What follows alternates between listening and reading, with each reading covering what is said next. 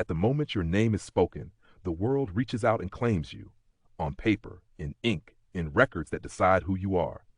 But one man looked at that system and said a single dangerous word: no. He lived in the 20th century, an era obsessed with forms, files, and proof of identity. Governments didn't just want to know who you were, they demanded to name you, label you, archive you.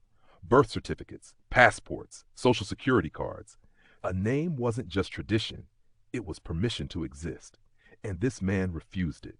At first it seemed like a mistake, a clerical error, an unfinished document, but when officials asked him to correct it, he calmly declined. No first name, no last name, no replacement, just blank space where letters should be. Confusion followed. Without a name, he couldn't be processed. Without processing, he couldn't be controlled. Clerks whispered, lawyers frowned. Judges leaned forward in their chairs. How do you summon a man to court if the court has no name to call? The state argued that a name was essential. Without one, contracts collapsed. Taxes failed. Responsibility evaporated. A society, they said, could not function if people simply opted out of identity. The man listened.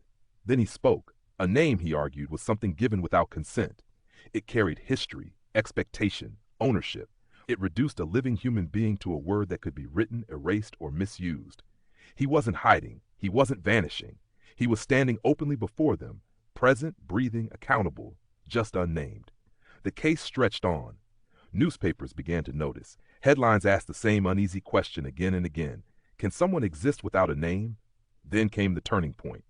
A judge, tired, meticulous, and quietly curious, recognized a flaw in the system. Nowhere, buried beneath centuries of assumptions, was there an absolute rule stating a person must have a name to be recognized as human under the law. The requirement existed because it always had, not because it had to. The ruling was narrow, careful, almost timid, but it cracked the foundation. The man was allowed to live officially without a name. Records listed him as a presence without letters, a person without a label. He didn't celebrate. He didn't vanish into myth. He simply lived.